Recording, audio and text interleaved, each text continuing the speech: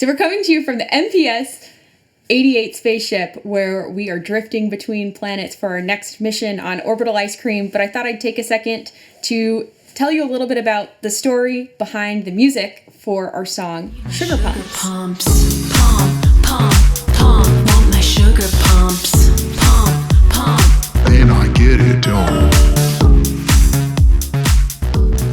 So Sugar Pumps started out as a road trip scribble of lyrics on a white piece of paper as Blizz and I were traveling from Chicago to North Carolina. And what do you do when you're on a road trip?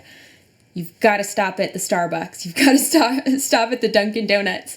And I've for the longest time always had this sort of irritation, this massive irritation when you go somewhere and they put more sugar pumps in your coffee than what you want, because they think that that's what you want. And so I started writing the song with Blizzle about the concept of sugar pumps, and it sort of spiraled into 3 pages of lyrics and a cheerleader routine, talking about both this sort of addiction craving to the sugar pumps that I think a lot of people across the globe have encountered, like a latent caffeine and sugar addiction, but also the fact that sometimes there's no choice in the matter, and not to mention these drinks can be extremely expensive.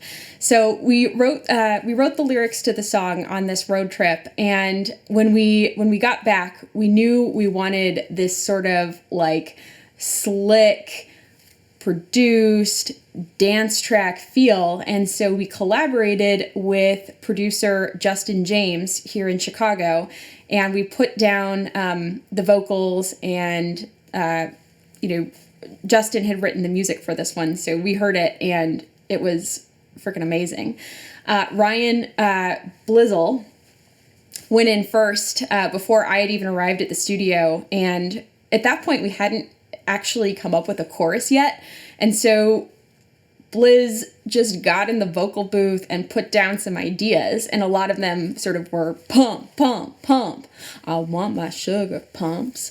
Pump, pump, pump. I need my sugar pumps. And he just sort of sang through all of these different chorus ideas because I'd written the verses, I'd written the Blizzle rap section, but we didn't really have something catchy in the middle. And so I guess Blizz ended up being that sort of slick glue that made the song come together between the verses, the rap section, and then the pump, pump, pump, super catchy chorus that I hope gets stuck in your head when you're pouring your own coffee in the morning. If you were wondering, my preferred method of drinking coffee is actually just straight coffee with a little bit of oat milk in it. That's what I have every morning. And I love Intelligentsia coffee here in Chicago, the big 5-pound bag.